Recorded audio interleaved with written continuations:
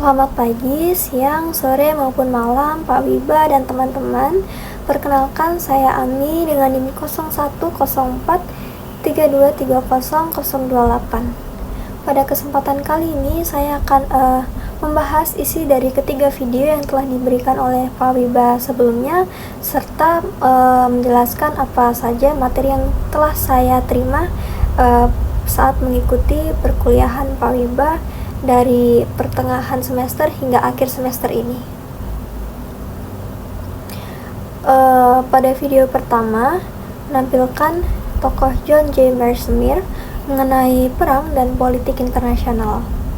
Dalam presentasinya, Mersmer menjelaskan bahwa kita saat ini berada dalam dunia multipolar dengan adanya 3 kekuatan besar, yaitu Amerika Serikat, China, dan Rusia.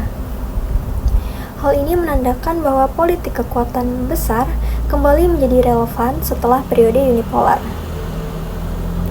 Mersmer juga mengemukakan 3 tema utama, yaitu esensi politik internasional, yang dimana ia menyatakan bahwa perang merupakan fitur dominan dalam politik internasional. Negara-negara besar terlibat dalam kompetisi keamanan yang terus-menerus meskipun tidak selalu terjadi konflik bersenjata. Lalu yang kedua yaitu keputusan untuk berperang. Dalam hal ini, Mersmer mengacu pada pandangan Clausewitz bahwa perang adalah lanjutan dari politik dengan cara lain. Negara akan memilih untuk berperang jika hal itu dianggap sesuai dengan kepentingan nasional mereka. Ia juga menjelaskan 2 jenis perang yang dapat diterima, yaitu perang pencegahan dan perang kesempatan, meskipun banyak kalangan menolak ide ini berdasarkan dari teori just war. Yang ketiga yaitu eskalasi dalam perang. Mersmer memperingatkan tentang kecenderungan eskalasi setelah terlibat dalam konflik. Di era nuklir, keputusan harus diambil dengan sangat hati-hati untuk mencegah situasi yang lebih berbahaya. Dengan pemaparan ini, Mersmer memberikan wawasan penting mengenai dinamika hubungan internasional saat ini dan tantangan yang dihadapi oleh negara-negara besar dalam konteks keamanan global. Selanjutnya kita beranjak ke video yang kedua yang berjudul Chinese Cyber Attacks: The New Cold War. Video ini memberikan wawasan mendalam tentang bagaimana serangan cyber yang dilakukan oleh China mempengaruhi hubungan internasional, khususnya antara Amerika Serikat dan China. Pertama-tama, video ini menyoroti fakta bahwa lebih dari 80% kasus spionase ekonomi yang ditangani oleh Departemen Kehakiman Amerika Serikat berasal dari China.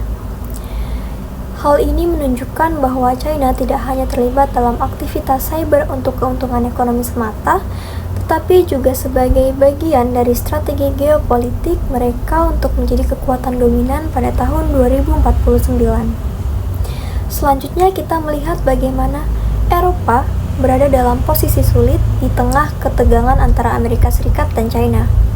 Video mengungkapkan bahwa beberapa serangan cyber juga menargetkan perusahaan-perusahaan besar di Jerman, yang menunjukkan bahwa ancaman ini bersifat global dan tidak terbatas pada satu negara saja.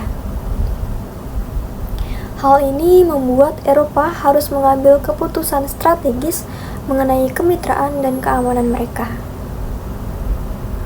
Selain itu, wawancara dengan mantan anggota Badan Intelijen mengungkapkan bahwa serangan cyber kini telah menjadi alat penting dalam mencapai tujuan politik dan ekonomi.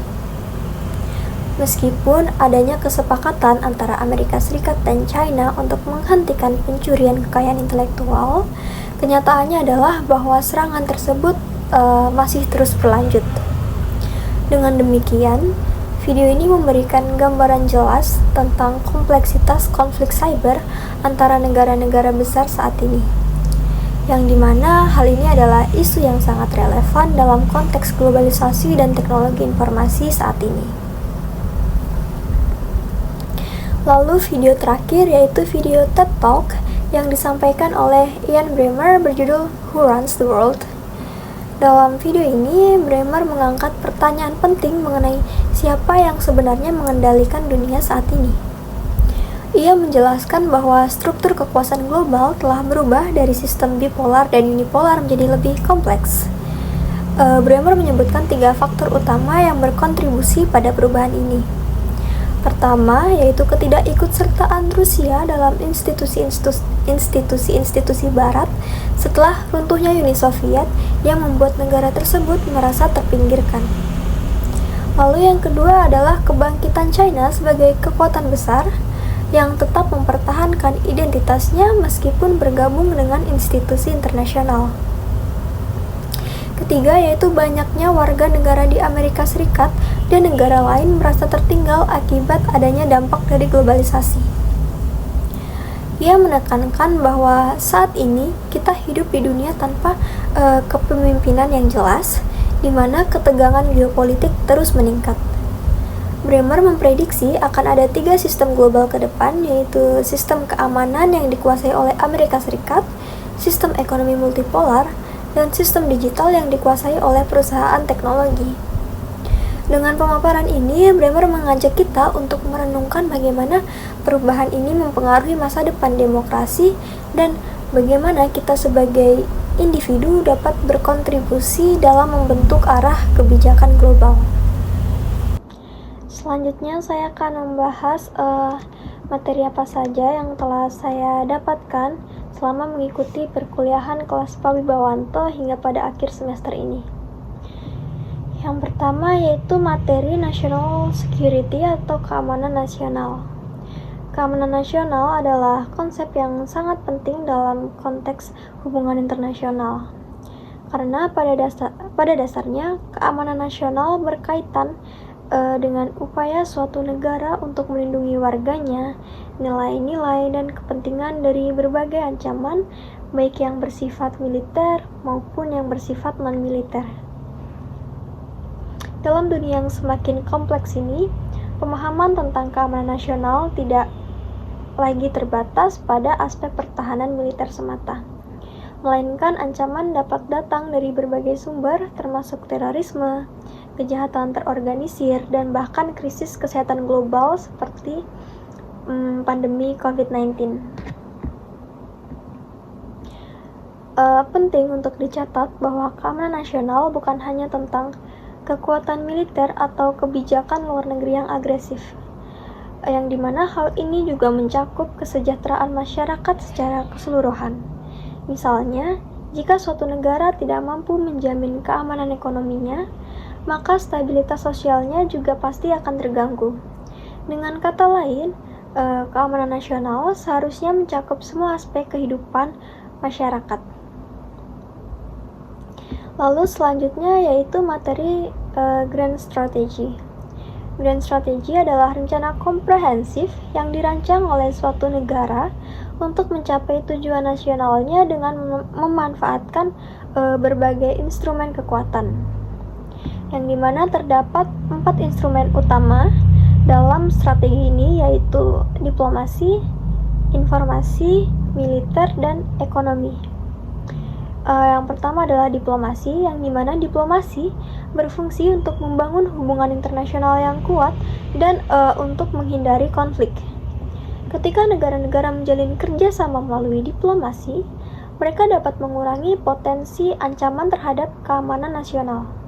Misalnya pada perjanjian internasional tentang pengendalian senjata, dapat mengurangi ketegangan antara negara-negara yang berpotensi akan berkonflik atau akan berseteru.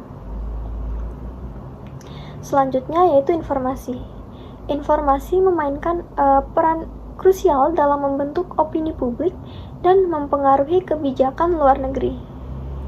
Negara harus mampu menyampaikan informasi atau pesan yang jelas kepada masyarakat domestik maupun internasional agar dukungan terhadap kebijakan keamanan dapat terus terjaga.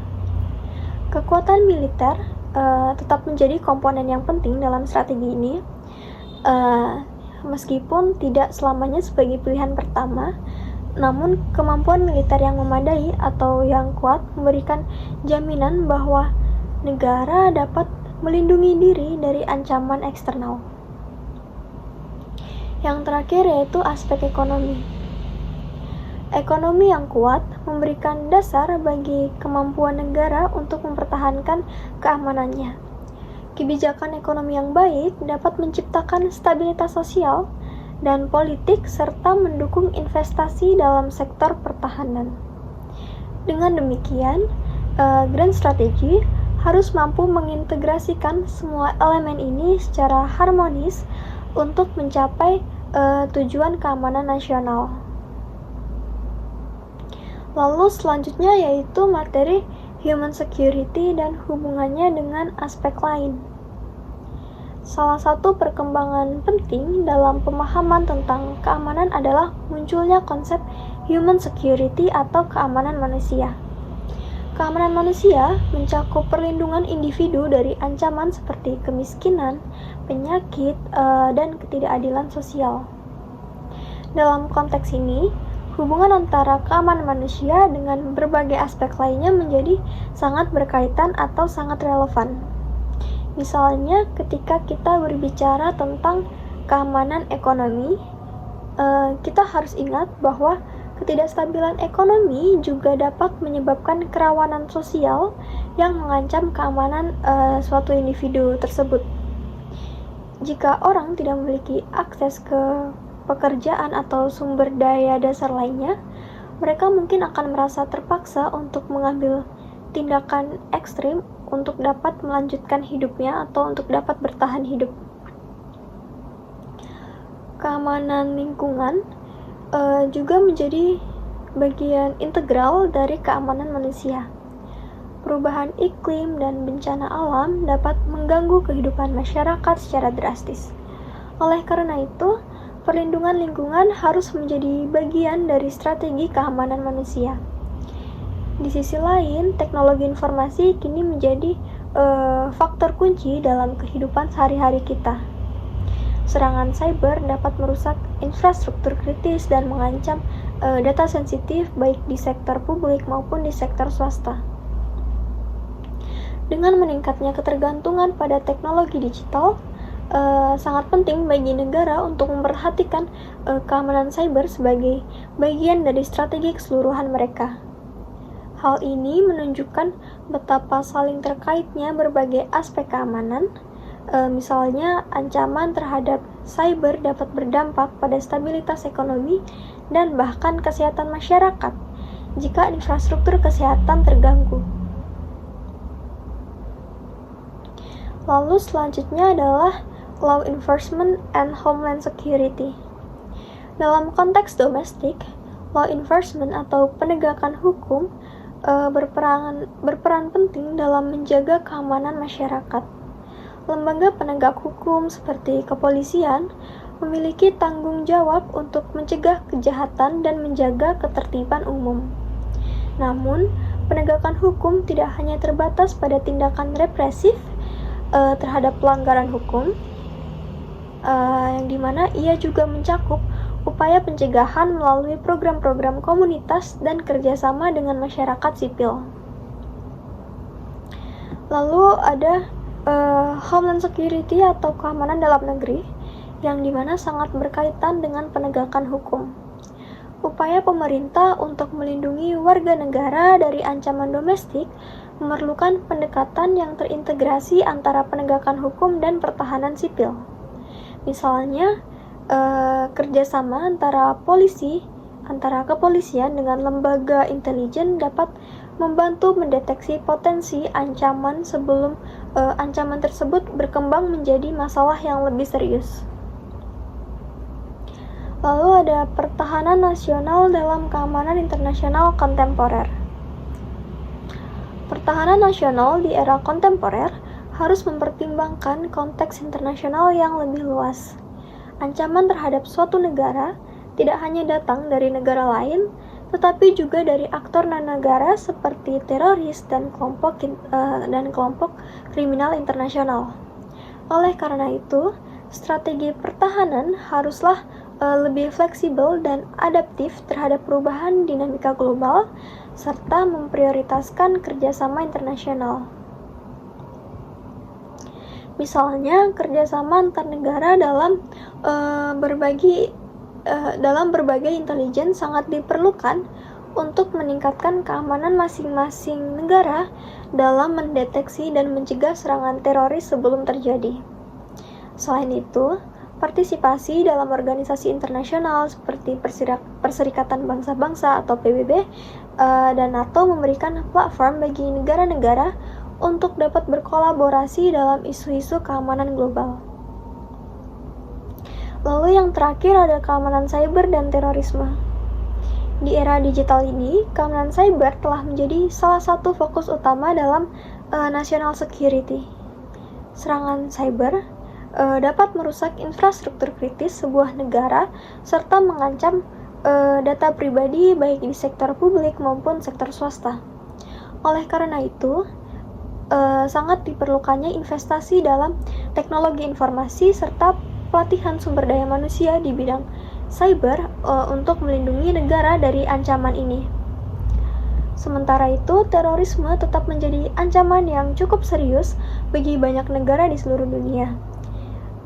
Upaya pencegahan terorisme harus terus dilakukan melalui kerjasama internasional serta pendekatan berbasis intelijen untuk mengidentifikasi potensi ancaman sebelum terjadinya serangan, yang dimana negara perlu mengembangkan strategi komprehensif yang mencakup aspek penegakan hukum serta program deradikalisasi untuk menangani akar dari penyebab terorisme tersebut. Sekian penjelasan dari saya.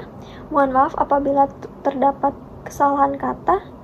Terima kasih.